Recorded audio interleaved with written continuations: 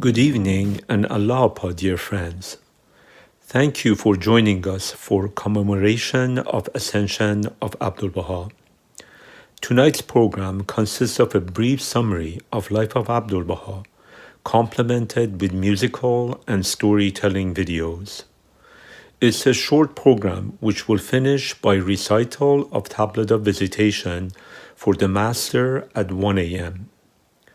Once again, thank you for joining us, and we will now begin the program.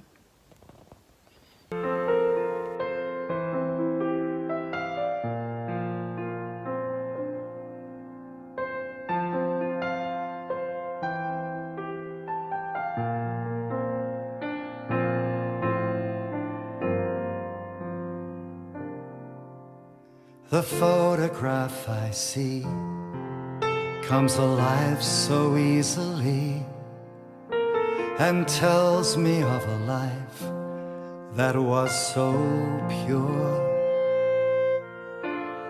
He would never turn away from anyone, and the love in his eyes is so real.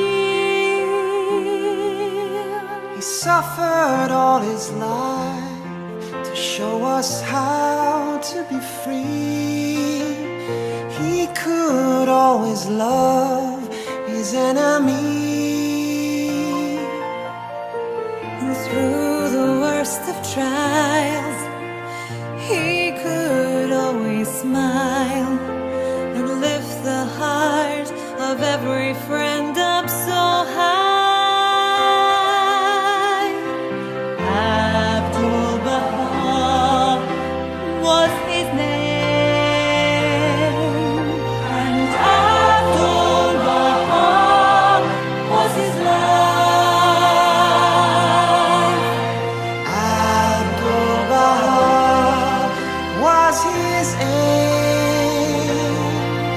His whole life a sacrifice.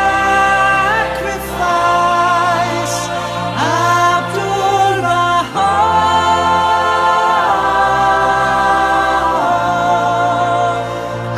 Abdu'l-Bahá.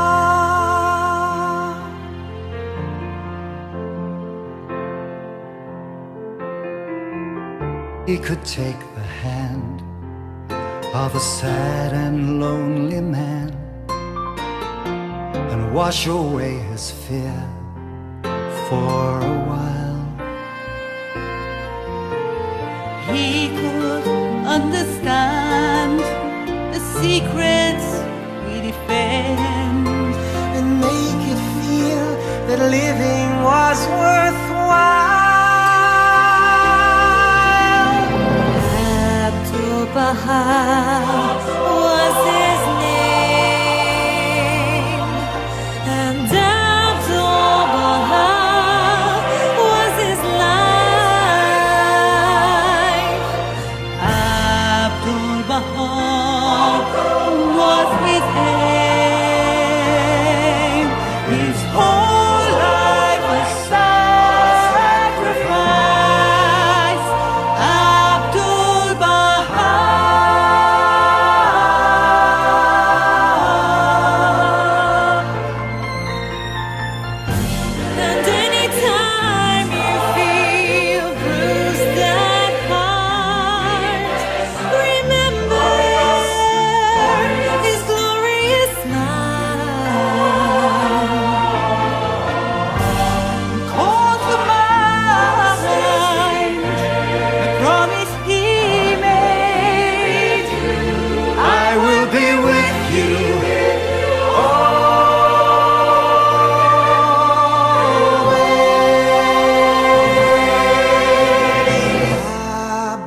Abdu'l-Bahá was his name,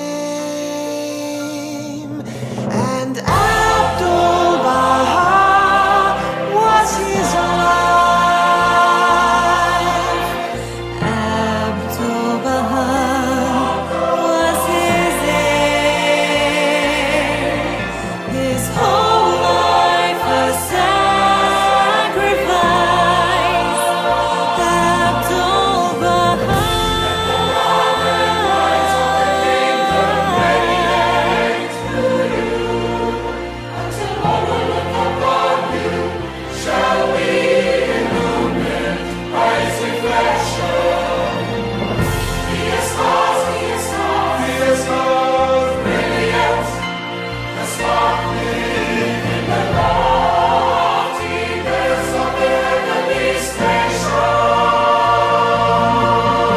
His whole life a sacrifice.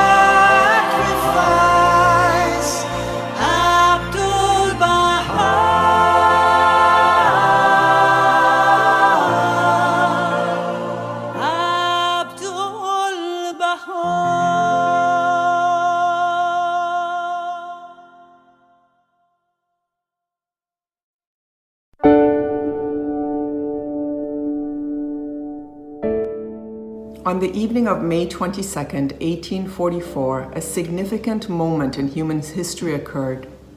In the city of Shiraz, Iran, the Bab declared the beginning of a new religious cycle for the world. At midnight on the same evening, a baby was born in Tehran.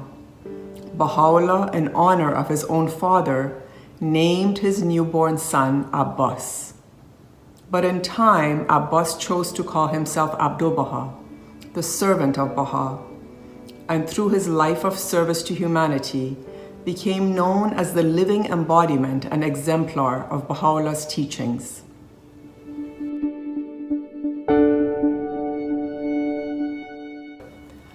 Abdu'l-Bahá enjoyed a privileged childhood until fierce persecutions broke out against the Bab's followers, of whom Baha'u'llah was the most prominent.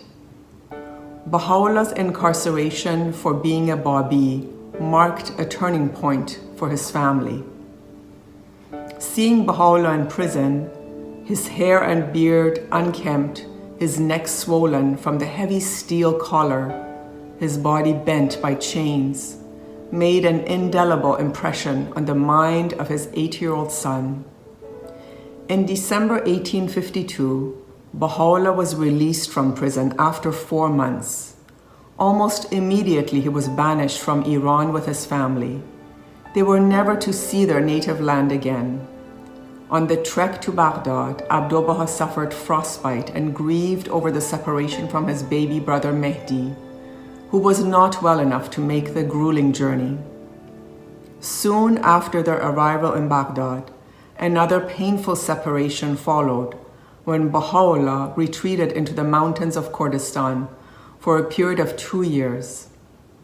With his beloved father away, Abdu'l-Bahá occupied his time reading and meditating upon the writings of the Bab.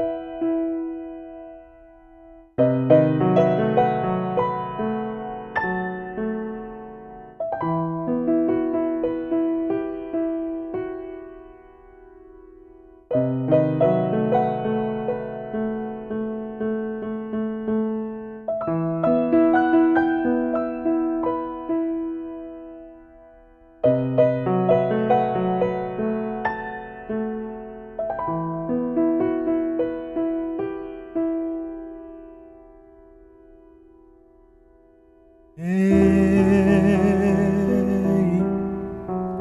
عزیزان عبدالبها،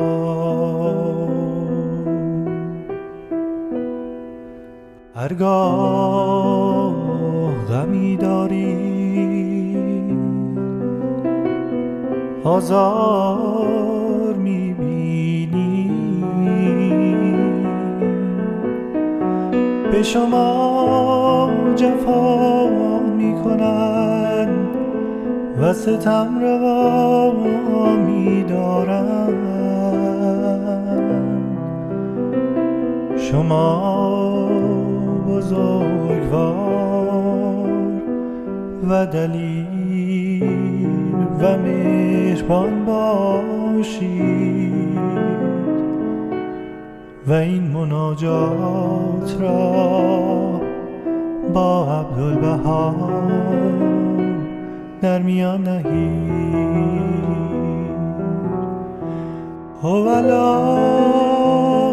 ای پروردگار،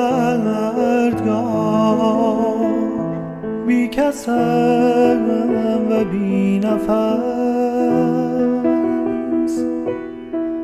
خاشاکم و خس، ضعیفم و بس، تویی فریاد رس.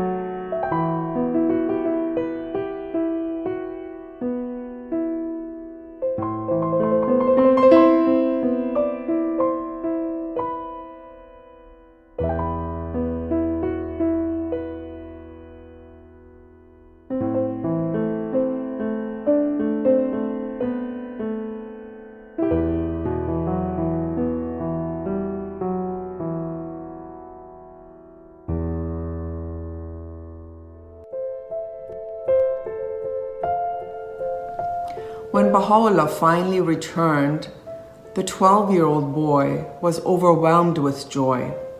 Despite his tender age, Abdu'l-Bahá had already intuitively recognized the station of his father. In the years that immediately followed, Abdu'l-Bahá became Baha'u'llah's representative and his secretary. He shielded his father from unnecessary intrusions and the malice of those who wished him ill, and became revered in circles beyond his father's followers, conversing with the wise and learned on themes and topics that occupied their minds. One commentary he wrote, while still in his teens, demonstrated his already profound knowledge and understanding, and a striking mastery of language. Throughout their exiles, Abdu'l-Bahá also assumed the burden of various negotiations with civil authorities. During Baha'u'llah's final banishment to Akka, Abdu'l-Bahá continued to protect his father, took care of his followers, tended to the sick and the poor in the city, and held his ground on matters of justice with callous jailers, brutal guards, and hostile officials.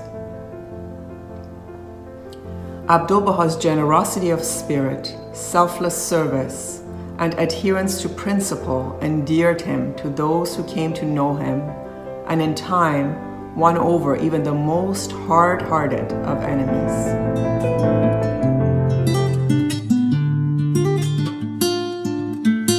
My name is Abdu'l-Bahá. My qualification is Abdu'l-Bahá. My reality is Abdu'l-Bahá. My praise is Abdu'l-Bahá. Thraldom to the blessed perfection is my glorious and refulgent diadem and servitude to all the human race is my perpetual religion. My name is Abdu'l-Bahá. My qualification is Abdu'l-Bahá. My reality is Abdu'l-Bahá. My praise is Abdu'l-Bahá. No name, no title, no mention, no commendation ever, no will I ever have except Abdu'l-Bahá. My name is Abdu'l-Bahá. My qualification is Abdu'l-Bahá. My reality is Abdu'l-Bahá. My praise is Abdu'l-Bahá. This is my longing, this is my greatest yearning. This is my eternal life, this is my everlasting glory. My name is Abdu'l-Bahá. My qualification is Abdu'l-Bahá. My reality is Abdu'l-Bahá. My praise is Abdu'l-Bahá.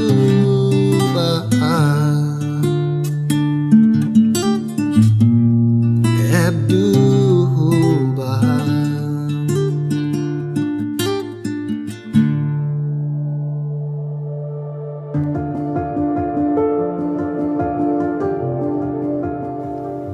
From the time of Baha'u'llah's passing, Abdu'l-Bahá oversaw the spread of his father's faith to new territories, including North America and Europe. He received a steady flow of pilgrims from both the East and the West, carried out an extensive correspondence with Baha'is and inquirers in all parts of the world, and lived an exemplary life of service to the people of Akka. In 1908, the Sultan released all of the empire's religious and political prisoners, and after decades of imprisonment and exile, Abdu'l-Bahá was finally free. Despite tremendous challenges, work on a tomb for the Bab had proceeded. Midway up the mountain in a spot designated by Baha'u'llah himself. In March 1909, Abdu'l-Bahá was able to place the Bab's remains in the shrine he had constructed.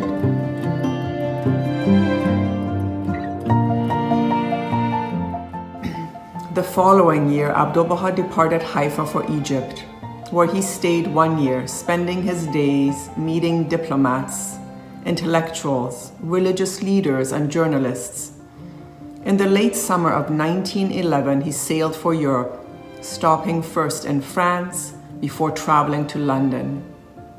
In the spring of 1912, Abdu'l-Bahá journeyed to the United States and Canada for 9 months. He traveled from coast to coast, addressing every kind of audience, meeting people of all ranks and stations. At the end of the year, he returned to Europe, stopping in Britain, France, Germany, Hungary, and Austria, and finally returned to the Holy Land in late 1913. Abdu'l-Bahā's travels in the West contributed significantly to the spread of Baha'u'llah's teachings and the firm establishment of Baha'i communities in Europe and North America. On both continents, he received a highly appreciative welcome from distinguished audiences concerned about the condition of modern society, devoted to such concerns as peace, women's rights, racial equality, social reform, and moral development. He was diamonds, he was oceans, he was eyes of Persian blue, He was first light, he was many, he was one.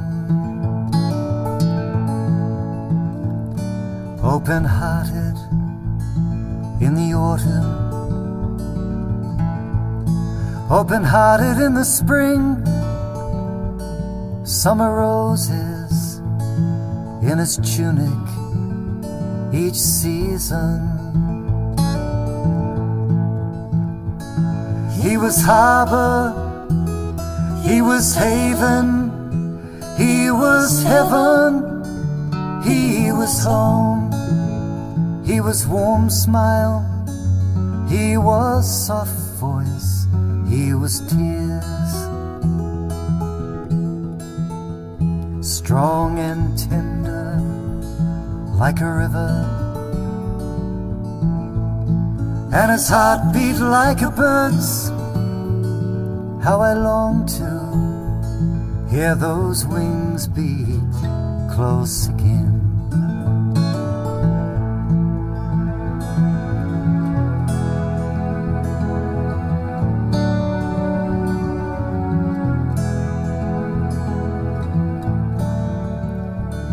He was new snow on old branches, he was crystal in the streams, he was silver spinning rainfall, he was fire,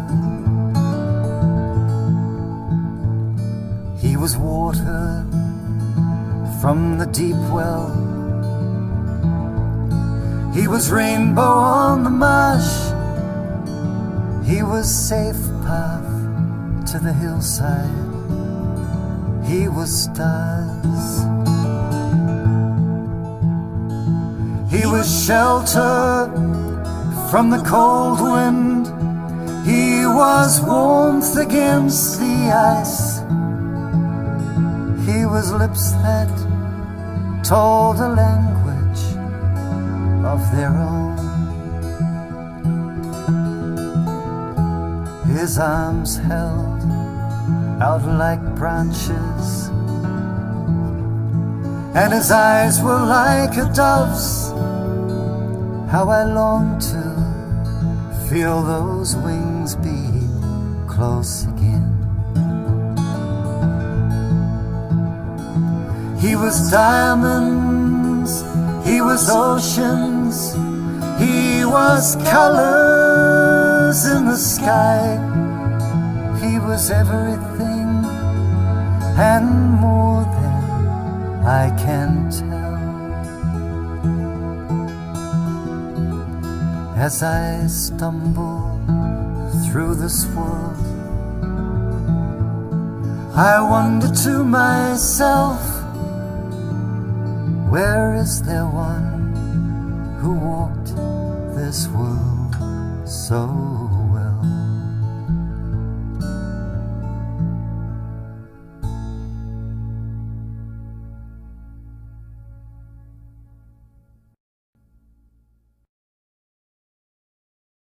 Well, first of all, I was not a young man. I was younger than a young man. When Abdu'l-Bahá passed away in 1921, I was only 12 years old. And my recollections are recollections of a child between the age of 9 and 12. But there are so many incidents that remain so clear in my mind because the personality of Abdu'l-Bahá is such that you don't forget. Every Sunday, there was a meeting in Mount Carmel in the room which is now the resting place of Abdu'l-Bahá.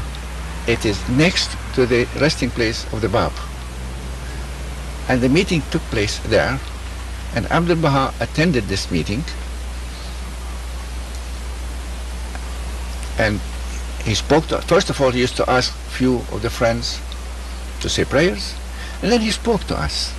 It was such a wonderful moment, really, to be in his presence. And Abdu'l-Bahá used to admonish us, give us wonderful talks. He was so kind to everyone. And then at the end of the meeting, he led the way to where the Bab is buried, which is the shrine of the Bab. And it was customary that he stood at the gate with a bottle of rose water in his hand, and often next to him there was a prominent Baha'i who came from overseas, and we went one by one after taking our shoes off, stretch our hand, and he put few drops of this rose water with his blessed hand on our hand, and we spread this all over ourselves as much as possible to be blessed by it. And then we entered the shrine of the Bab. And Abdu'l-Bahá was the last one to come in. And his coming in was something that, a picture that I never forget. It was with such humility that when he reached the threshold, he went down on his knees, he put his forehead on the threshold, and you could see the love, the humility that he had for the Bab. It really tears one's heart to see such devotion, such love. What a sight. And then he got up and chanted the Table of Visitation. And his voice was heavenly, beautiful. Now, the 19th day feast took place again in the same room where the Sunday meetings took place. Again, the master asked people to say prayers, and then again he spoke to us. And at the end of the meeting, there was a big table with refreshments, biscuits, and things that were tied in tissue handkerchiefs, so that and in a big tray. And then we came one by one, and the beloved master, with his own hand, he gave us one of these, and we went out and ate it. I remember once my younger brother did not come because he was sick. He just wanted you to listen to this to see how thoughtful Abdu'l-Bahá is. So when my turn came, I received my share and I kissed it, and I was going out to eat it and enjoy it. The beloved master stopped me, and he gave me another one and said, "This is for your brother who is sick." So you can imagine my joy and my happiness. I wanted to run and tell my father, "Look, Abdu'l-Bahá remembered my little brother, you know, my very small one." He stopped me again and gave me a third one and said, "This is for your mother who stayed home to look after your brother." During his travels, Abdu'l-Bahā's message was the announcement that the long-promised age for the unification of humanity had come. He frequently spoke of the need to create the social conditions and the international political instruments necessary to establish peace. Less than 2 years later, his premonitions of world-encircling conflict became a reality.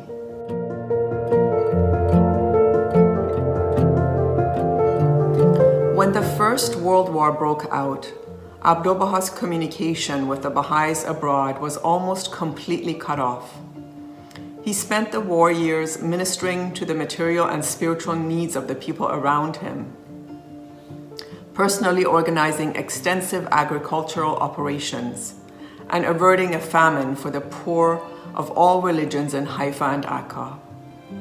His service to the people of Palestine was honored with a knighthood from the British Empire in April 1920.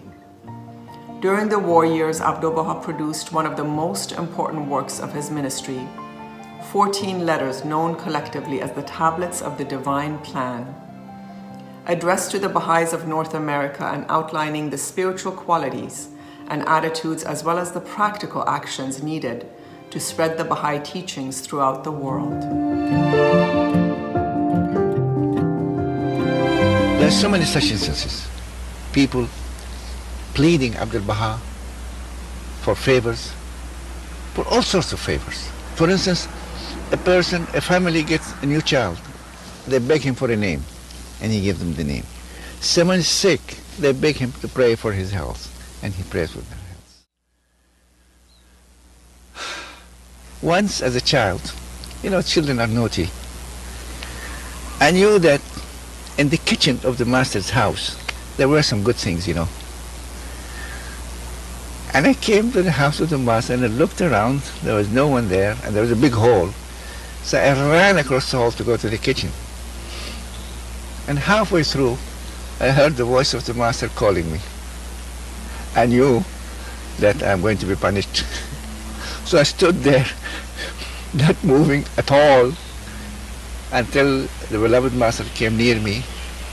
And instead of punishing me, he stroked my head, my cheek, gave me an apple and some money, and then he said, now you can go to the kitchen. What can you do? It's so beautiful, so lovely, you know. There are many such instances. In his old age, Abdu'l-Bahá remained remarkably vigorous. He was a loving father not only to the community of Baha'is in Haifa, but to a burgeoning international movement. His correspondence guided global efforts to establish an organizational framework for the community. His interaction with a stream of pilgrims to the Holy Land provided another instrument for instructing and encouraging believers from around the world. He passed away at the age of 77 on November 28, 1921. Abdu'l-Bahá was eulogized as one who led humanity to the way of truth, as a pillar of peace, and the embodiment of glory and greatness.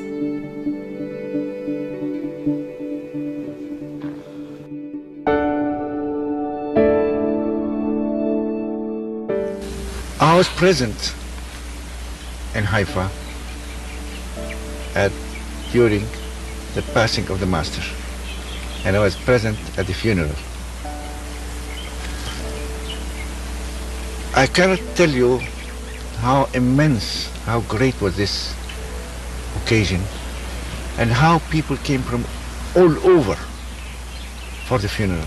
More than 10,000 people were present. And in those days, 10,000 people was really a great number.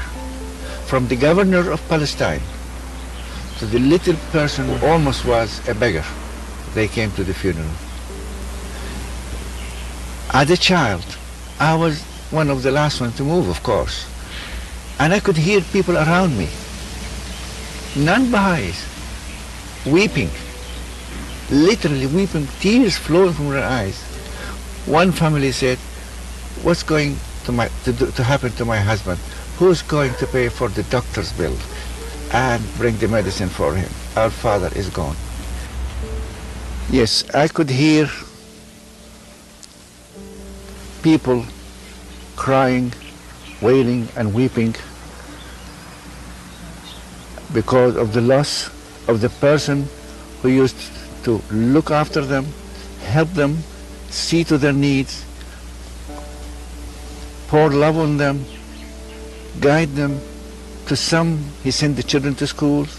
To others, he brought doctors and medicine.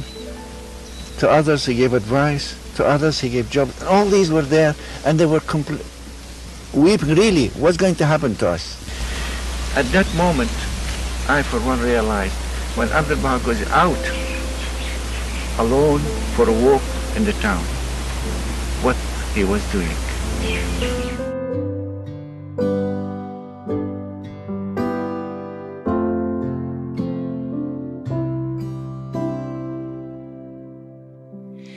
يا إله الأسماء أسألك باسمك المهيمن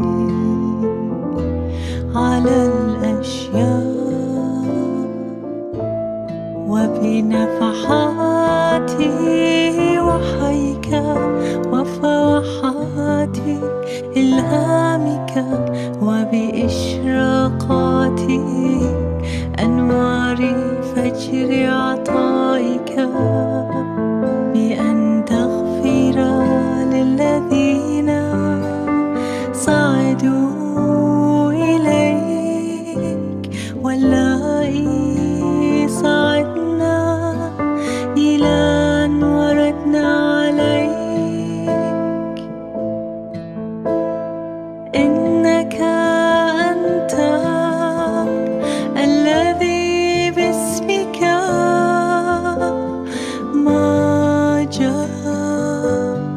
بحر الغفران وهاجا عرف الفضل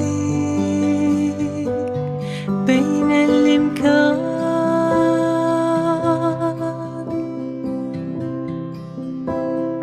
لا إله إلا أنت الغفور العطوف